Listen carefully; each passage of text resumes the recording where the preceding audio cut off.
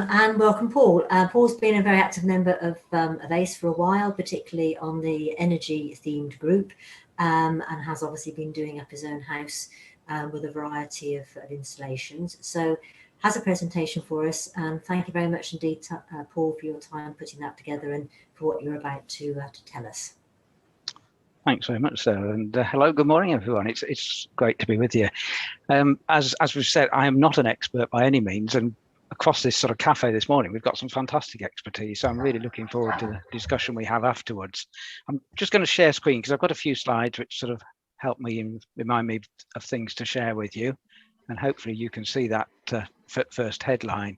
So what I thought I'd do with the 15 minutes Sarah's asked me to spend is just really to share a little bit of my personal experience in this locality, because I've got both solar PV and we've got experience of using a heat pump to heat a whole house, 2 different homes. And then really to get a discussion going, because as we've kind of talked about already, there's this whole business with solar panels that the feed-in tariff has vanished. And since that's happened, is it actually worthwhile installing solar panels?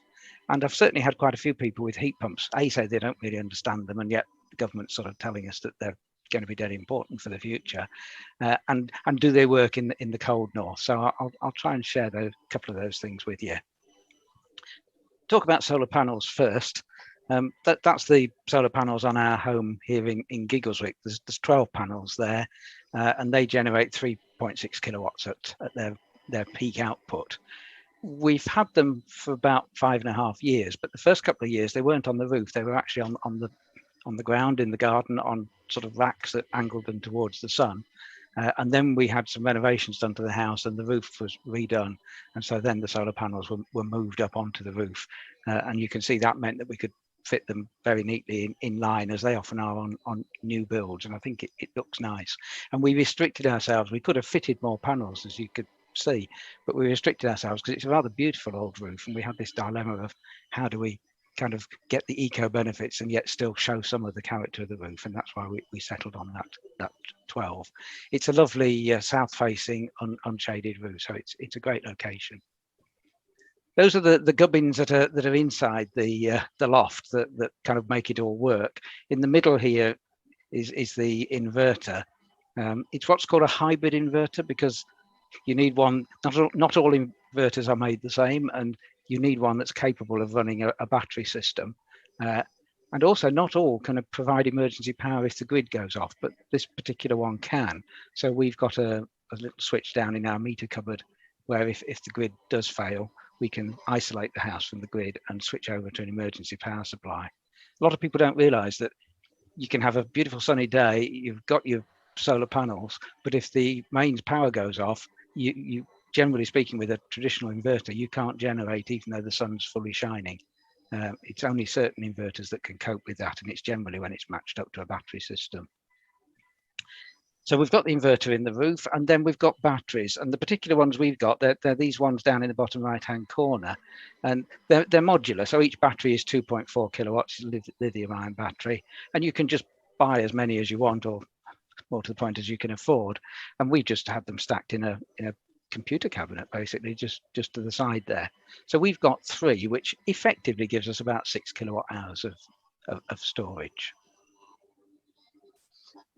And in terms of performance, pretty much every year, 2018, 2019, 2030, 2020, sorry, we're generating about 3,000 units of electricity a year, and it's pretty consistent. If you're interested, I can show you graphs of month on month where it varies enormously, as you can imagine. But over a whole year, it averages out.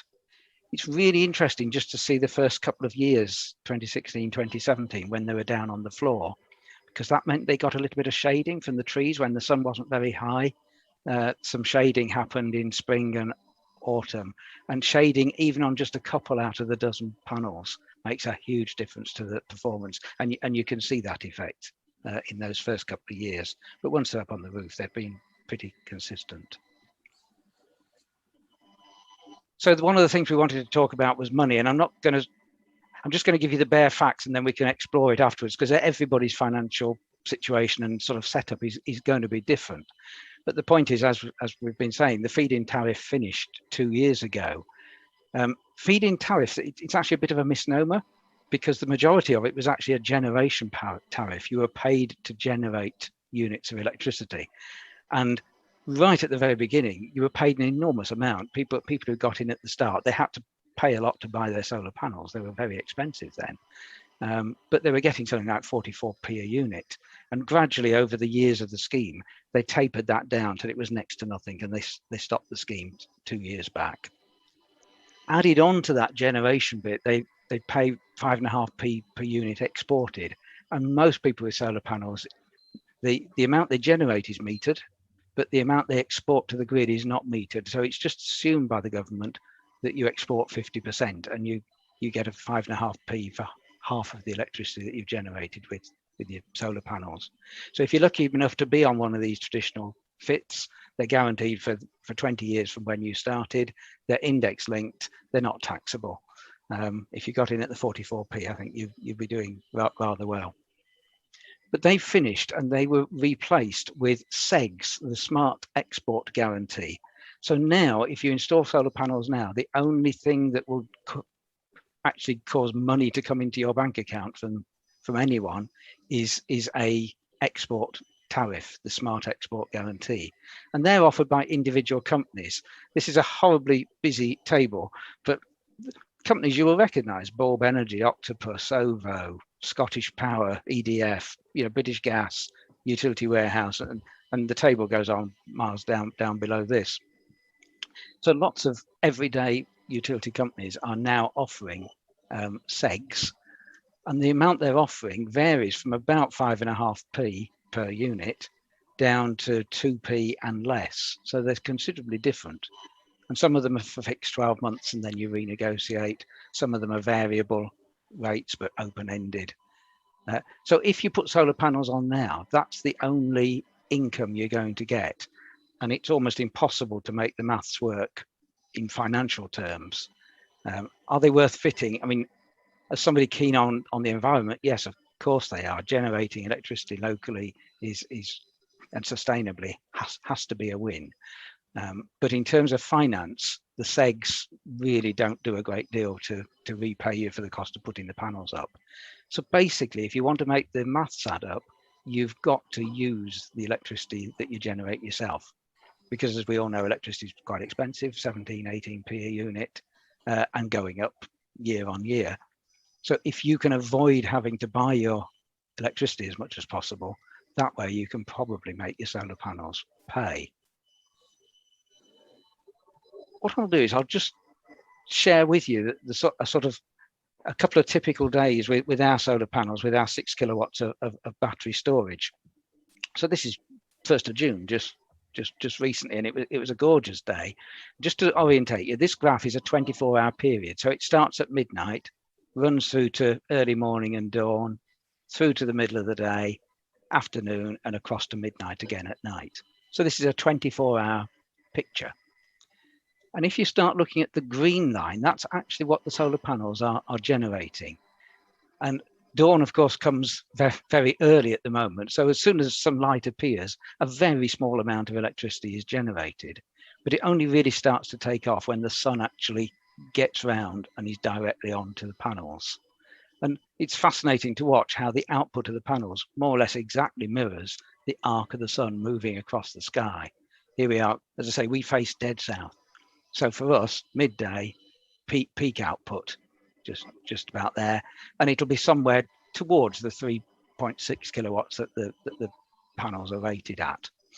It is actually quite interesting. If you get a very sunny day like this, the panels get really hot, and when they're really hot, they don't generate quite as well. So on a full sun day, you very rarely get 3.6 kilowatts out of them. There's always a little bit less, but obviously overall, I mean, this day yielded 22 units in the 24 hours.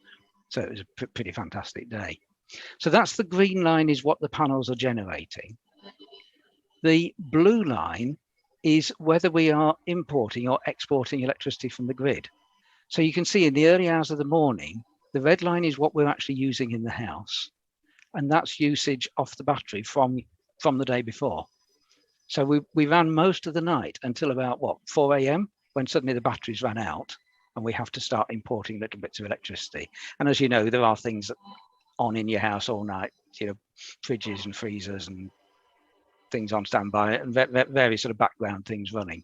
So you can see what happens, that we suddenly have to start importing from the grid until the sun starts shining. And then suddenly we go back to not having to import any electricity. And our usage is all over the place. That I know is a towel rail coming on for an hour. Well, 2 towel rails.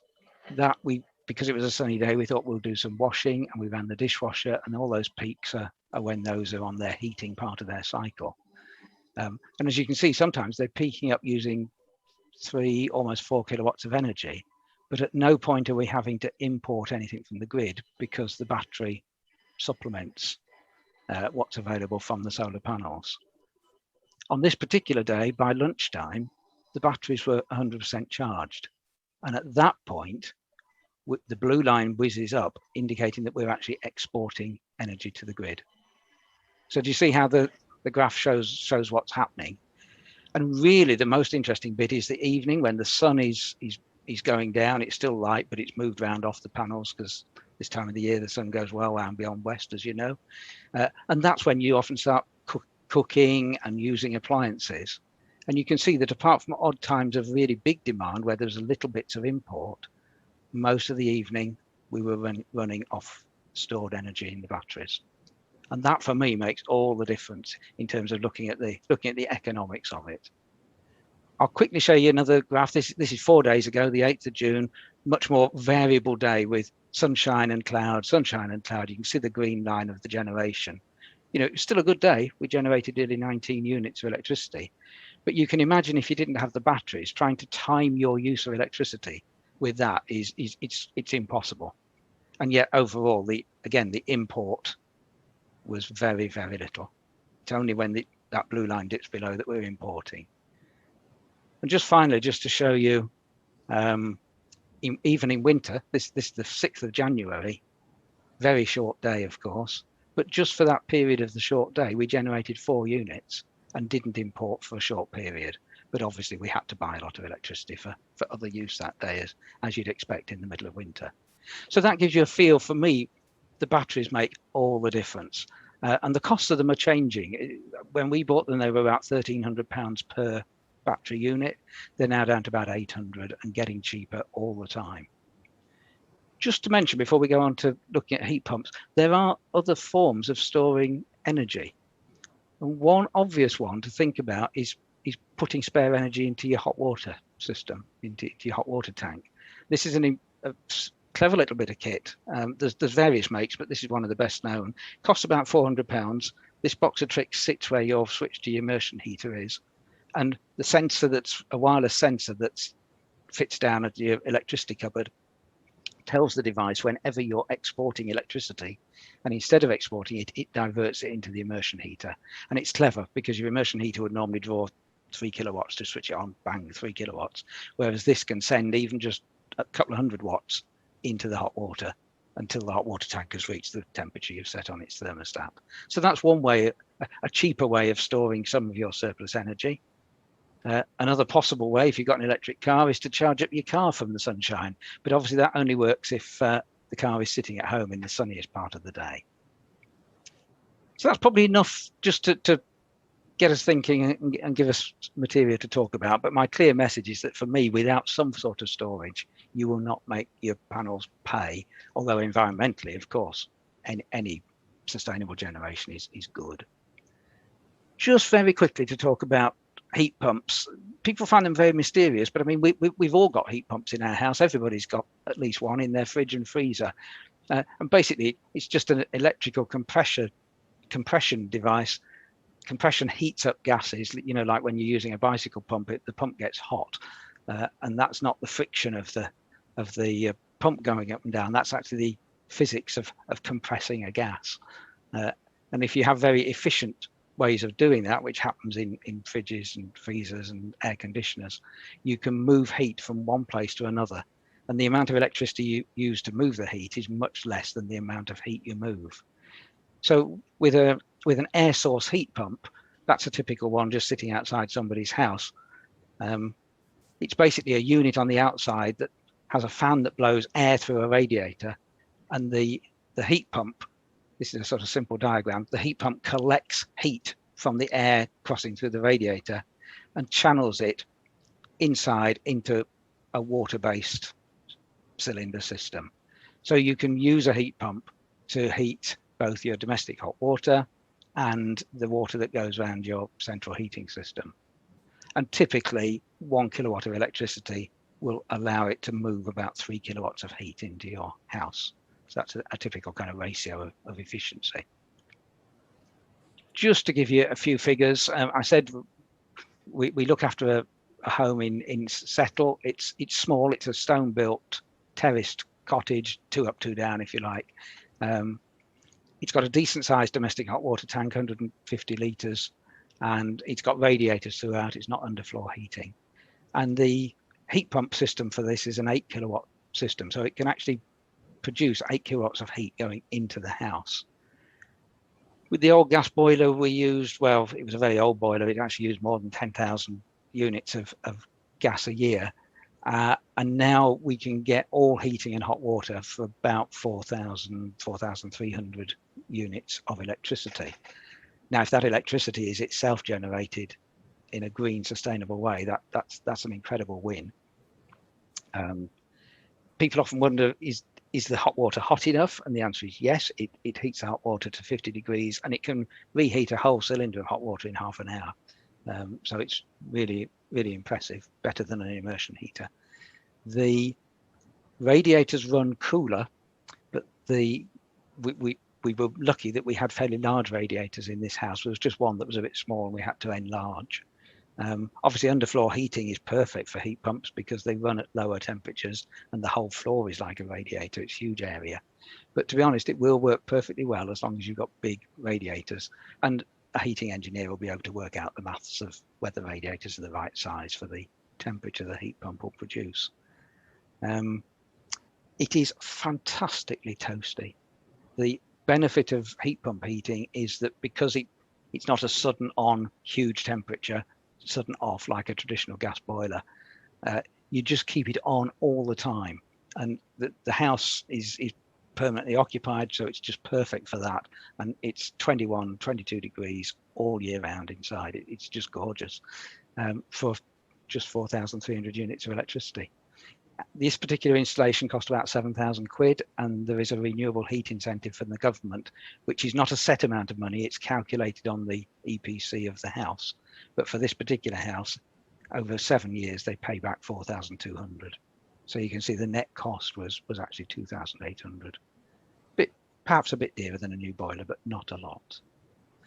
Conscious of overrun my 15 minutes. So if I stop at that point, hopefully that's given a few sort of thoughts that we can open up into discussion.